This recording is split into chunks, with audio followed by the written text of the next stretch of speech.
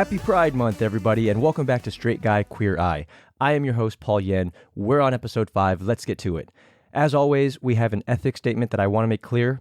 Being straight gives me privileges that the queer community does not get.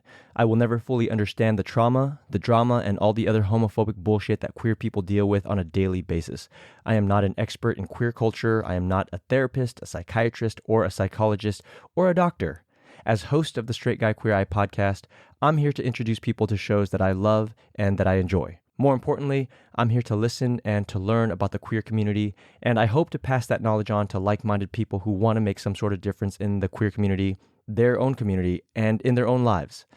A quick recap of episode 5. Only 5 queens remain: Bibi Zahara, Angina, Chanel, Nina Flowers, and Rebecca Glasscock. Out of those 5, I think Bibi Zahara, Angina, and Nina Flowers are the strongest, but we'll see what happens. So Ru enters the workroom with 5 quote-unquote girl fighters, who Nina Flowers describes as fierce, but not drag queen fierce. Fierce like threatening fierce. These women look like they would beat my ass and most other dudes' asses that I know. Between them, they know Krav Maga, cage fighting, Kenpo karate, Brazilian capoeira, and boxing. The mini challenge for the week is that the 5 fighters will put the queens through fight workouts. I work out and I can't even say that right. So the first workout is that they do punching and kicking drills on punching and kicking pads. Chanel at one point gets lightheaded and she opts out for a second, but to her credit, she comes back in because she says she has integrity. And I think that's important because a lot of people at that point would give up, and I would completely understand. And then the next workout is that they do punching drills into push-ups, and the last queen standing wins. The 2 strongest queens in the competition, to me, are Bibi and Angina, and they are the first to quit. They bow out real quick. Learn to speak English, Paul. Nina, the queen who looks the fiercest and the most badass, is next to bow out. And then so the final 2 are Chanel and Rebecca Glasscock. And these 2 clearly do not like each other, so I don't know if that was intentional or how that ended up working out. But the winner of the mini challenge was Rebecca Glasscock. Through sheer will, she pushed through, and even with her spaghetti arms punching the bags, she made it through, and kudos to her. This moves us on to the maxi challenge. So the queens not only worked with these 5 fighters, the queens also have to make over these fighters and put them into a drag version of themselves. And because Rebecca Glasscock won the mini challenge, she gets to choose who she wants to make over. So she chose Temple, who was also the fighter she was sparring with. Temple is a cute black woman and is the second to me most feminine fighter. While being transformed in the workroom by Rebecca Glasscock, Temple says, "I didn't know it was that hard being a girl because I don't walk in heels every day." As a further reward for winning the mini challenge, Rebecca gets to assign the other 4 fighters to the other queens however she sees fit. So she assigned Jarrett to Angina. Jarrett is this white woman. She's very tough looking. To me, she's the 3rd most feminine. Michelle is assigned to Bibi Zahara. Michelle is a Middle Eastern woman. She's the most feminine to me. Bibi's idea is that she would represent Africa while Michelle would represent the Middle East. Mia is assigned to Nina Flowers. Mia is this Russian woman. She's super tall. To me, she's the 4th most feminine or 2nd most butch, depending on how you look at it. And then last but not least, Sweet Pea is assigned to Chanel. And Sweet Pea is a black woman who's very butch and definitely the most masculine of the bunch. During the makeover, when Chanel tries to put makeup on her, she can't help but laugh and feel really, really self-conscious and silly, I'd say. That's how foreign this is to Sweet Pea. And in the workroom at one point, she tells RuPaul that she has never put on a bra, which blows RuPaul's mind away. Letting Rebecca Glasscock assign the fighters to the queens, I'm sure it's to create drama between the queens and in turn creates more drama for the viewers. I get it, but I think that's part of the reason or my hesitancy to fully enjoy most reality shows because I feel like the drama is often played up because if there's nothing going on, they have to do something and they have to create and force things. But that's fine in the world of RuPaul's Drag Race. I'm okay with that for some reason. I think there's behind the scenes stuff going on that we're not privy to, and that's why Rebecca Glasscock paired Chanel with Sweet Pea, because I think there's drama between them. In their interviews, they constantly take digs at each other.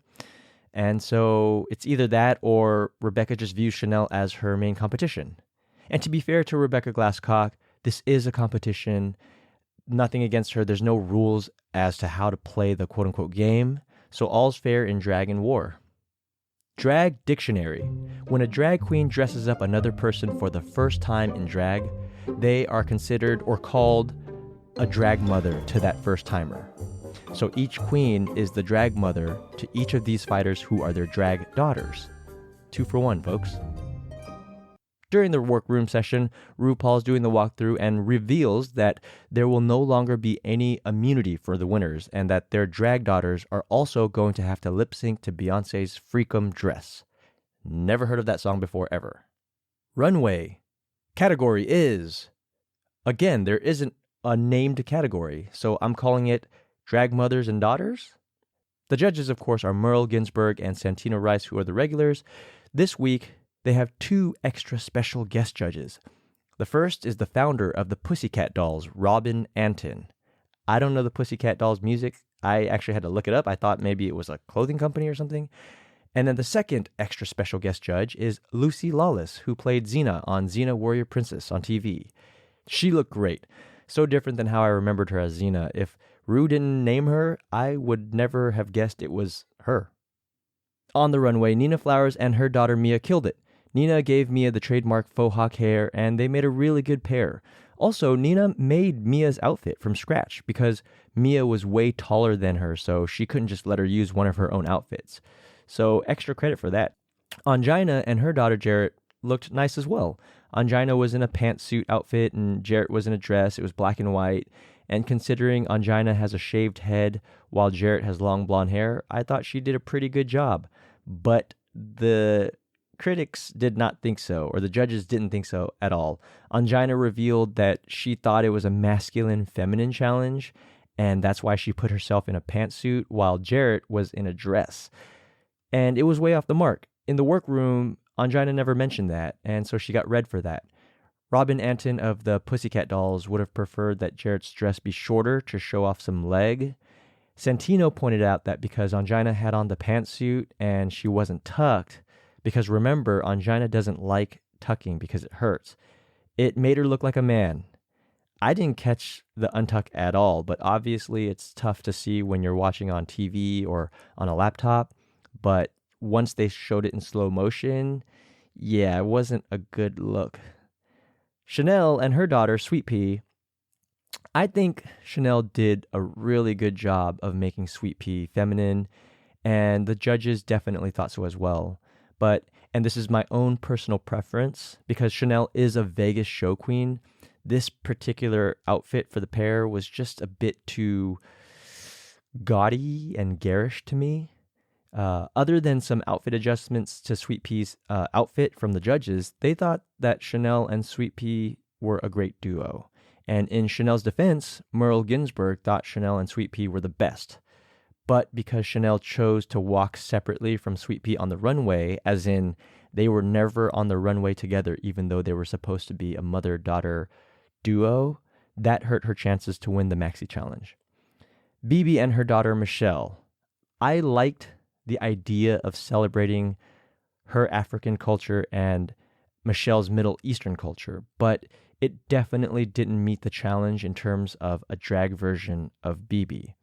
I think maybe BB got in her head because BB is a black woman and Michelle is Middle Eastern, so she wasn't sure which way to go.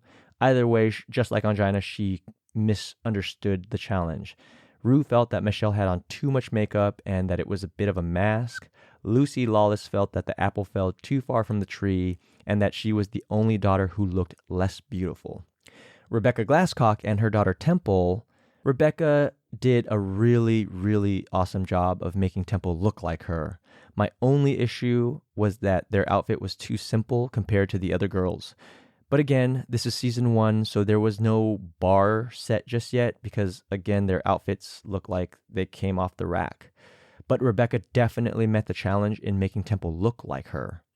Merle Ginsburg even said that their outfits were pretty basic, but because they looked good or they looked like mother-daughter, it worked for her. The judges all thought that in terms of transformation, Rebecca's daughter was the greatest transformation, and she gave her fighter her look. I don't have much to say regarding the fighters' lip sync other than they each had to do it individually in front of the judges. Again, to Freakum Dress by Beyonce, it's hard as hell to lip sync, and I don't envy them because there are queens who do this for a living, and it's tough on them. These are fighters who were brought in and had a day to prepare and to learn the song. When you lip sync, I don't know if you know this, I didn't know this, but not only do you have to convey the emotions of the song, obviously, you can't actually be singing any of the lyrics. So however good you think you are when you're singing along to a song in the privacy of your own car or shower, I'm wonderful, y'all. Try doing that without actually letting out a single sound or lyric. Oh, and then also dance while you're doing that too. And in drag. Spoiler alert! If you have not watched the episode and don't want to know who wins and who goes home, this is where you should stop and go watch the episode. The queens who were safe this week were Nina Flowers and Chanel. The winner for week 5 is Rebecca Glasscock. At first, I disagreed. Maybe because I was holding on to some residual resentment about Jade being sent home last week, but the challenge was to make a drag version of yourself, and she definitely did that. And in this case, being simple and doing less worked in her favor. I do think that Nina did a better job and she should have won because even Lucy Lawless says that she thought Nina's daughter was a fashion model. And that hair, y'all, was amazing. When it came down to outfits, Angina and her daughter's runway looks looked better than Rebecca Glasscock. But hey, once again, that's why I'm not on the panel and the show isn't called Paul's Drag Race. So, gasp, the bottoms were BB and Angina. The two strongest queens of the entire series so far are now on the bottom. How the mighty have fallen. So they lip synced to Britney Spears' Stronger. For whatever reason, I knew this was Britney Spears, so yay me. They both brought it. Neither of them are flashy queens, so there were no splits, no jump splits, no cartwheels or anything like that. Not that cartwheels are supposed to be easy, right? I don't know. I don't even think I could do a cartwheel. But they both showed out. I do want to mention that BB either purposely took her wig off mid-song, either by choice, or maybe she felt that it was coming off during her hair twirls. But either way, it came off and was looked at as sort of like a wow factor. But in the coming seasons, taking your wig off or having your wig fall off is considered a faux pas. But they both killed it. I think that this was the best lip sync battle of the season so far, where both competitors equaled each other's energy. It was so good that RuPaul had to excuse herself before announcing her decision because it was too difficult for her. But once Ru came back, dramatic pause. Shantae, BB Zahara Bonet stays, while Angina sashayed away. I was really bummed on this one, y'all. I legit think that Angina had a lot more to offer than Rebecca Glasscock, even though I thought Rebecca Glasscock is so damn beautiful. I'm honestly not sure what to say. The emotions among the other queens was palpable.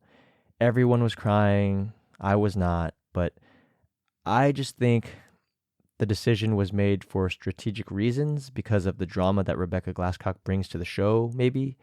I don't know. But it was really sad to see Angina go because I thought that she was one of the stronger queens. I just wonder what would have happened if Jade would have won out the previous week. Who knows? We'll never know. So the remaining queens are Rebecca Glasscock, Nina Flowers, Chanel, and Bibi Zahara. These are the things that stood out to me in episode 5 of RuPaul's Drag Race. I'm going to ramble here. Questions of gender, seeing how the fighters utilized their skill set brought into question ideas of masculinity. I really don't know where I'm going with this. I just thought it was funny. Not funny in making fun of the queens funny, but funny as in our perceptions, right? To see these queer men be completely intimidated by these masculine women, it's just out of their wheelhouse as men. It's just not who they are as people. I mean, part of what was funny was seeing the queens, who are men, teaching and showing these women how to be quote-unquote feminine, how to be drag queens, how to walk in heels, how to walk on the runway, how to wear a bra, how to put on makeup, and vice versa. Seeing these women show these queens who are men how to be quote-unquote men, how to fight, how to throw a punch, how to be physical. And it made me think of things like when someone says to man up. What does that even mean? Just because men aren't fighters or whatever doesn't make them any less of a man. Do you know what I mean? It's just not what they're into. And just because a woman is a fighter doesn't make her any less of a woman. But in our society, we're often expected to embrace these things, these ideas that are socially assigned to each gender, or to be completely comfortable with this stuff. But men, women, non-binary, gender fluid people, cisgender people, we're not all one size fits all. We're not all the same. If you hadn't noticed, we're complex human beings. On a more basic level, when I think of myself, I'm a rock climber. And when I first started rock climbing, I thought that because I went to the gym and I lifted X amount of pounds on the bench press, I thought I'd dominate the rock wall. But nope. Then I'd see skinny guys who look like they'd never worked out a day in their lives. I'd see women, girls, and boys climb, and they'd dominate the wall. That really opened my mind and my eyes and made me reevaluate what it meant to be strong. This idea of what it means to be, quote unquote, a man, it's for the birds. There's nothing wrong with being a gentleman, but, I've grown to attribute being a gentleman to just having basic human etiquette. I'm an imperfect human being who's always striving to be better. And then other little moments that stood out to me is when Sweet Pea was on the runway during the critiques, she was complimented on looking beautiful. And she mentioned how she had a whole new respect for putting on makeup.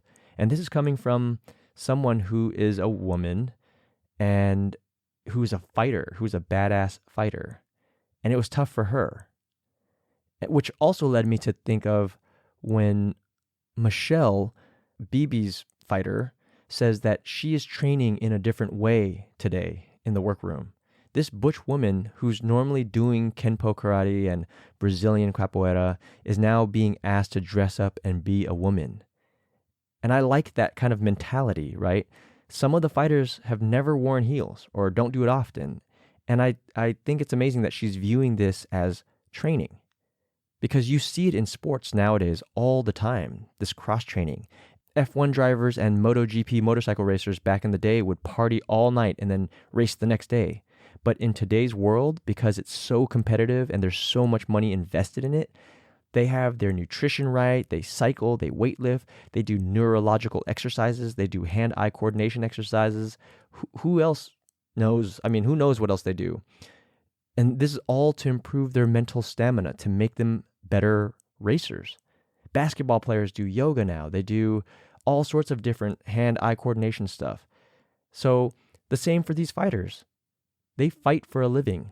But today in the workroom, or at that time, they're learning to embrace their feminine side, and it teaches them something different about themselves that hopefully they can take into the ring. All of this is to gain some sort of advantage over your opponent. For my straight listeners out there, think Rocky IV when Ivan Drago is training for the fight with all this advanced equipment in state-of-the-art facilities while Rocky is training out in the woods, chopping wood and running in the snow, doing bicep curls with wood, a lot of wood. I don't know. But Or think of the Karate Kid, right? When Mr. Miyagi is training Daniel with these chores, while Johnny and all of the Cobra Kai is training in a proper dojo with the best equipment and gi, right? So it's sort of, I like her take on it. I like her approach to come into this drag world and say, hey, this is an opportunity for me to train. So us as straight men, what can we learn from the drag community? What can we learn from the queer community? Life is so much more interesting when we can accept people and embrace them for who they authentically are. And while we're on mental strength and things like that, I just want to give a shout to Chanel, who says she's a fighter, maybe not physically, but mentally. Whatever it is we all do, whether it's as a professional athlete, a doctor, an entertainer, a seamstress, these all come with their own challenges that we have to overcome, or that those in those professions have to overcome. And being queer, trans, and a drag queen in the environment we live in today takes mental strength. We can't deny that. It takes mental fortitude. It takes mental fight to deal with the bigotry and the homophobia. And I know I say this all the time, but think of what the queer community deals with. They deal with everything straight people deal with regarding career, relationships, family, health, and who knows what else. Then on top of all that stuff that we can all relate to, they also got to deal with being bullied and treated as the other. Now think of all that. Then, if they're a queer black person or a queer Asian person or a queer Latino or queer indigenous person, the list goes on and on and on and on. To see representation is so refreshing, y'all. Having BB be from Africa, did I just say BBB? Since BB is from Africa and she's been representing Africa all series long, then she gets a drag daughter who's from, or is Middle Eastern in origin, her culture, her parents. And then to represent her parents' culture is amazing. Sure, it's a little generic, and at this point, it's the first season, the budget isn't all there, but to have them represent their culture is a beautiful thing to see. When BB represents Africa and Michelle the Middle East, you don't get to see this often, right? These cultures often get represented in such a negative light. They often are villains in a show, or they're the victims. That's why Black Panther is such an amazing movie to me, or it stood out to me, because it celebrates African culture, even though it is a fictional culture. But they've been doing this, or BB did this in 2009, long before Black Panther came out, long before a lot of the things that are happening now in Hollywood that are trying to be a little bit more welcoming. Representation matters. And the last thing that stood out to me was at one point in the workroom, when BB Zahara is putting makeup on her drag daughter, Michelle asks BB if she'd ever been mistaken for an actual woman. And BB says yes. And she just tells them that she's in drag. And she goes on to tell Michelle that in her private life, she doesn't live her life as a woman, and that being a drag queen is just an illusion for her. There's confusion out there for people who don't know about this world, and they think that drag queens all dress up in drag all day long, but they don't, and BB clears that up for the viewers. Because remember, RuPaul's Drag Race is a pop culture phenomenon now, but at the time, it was introducing the world of drag to a wider audience for the first time ever. In future seasons, there will be contestants who are trans women who do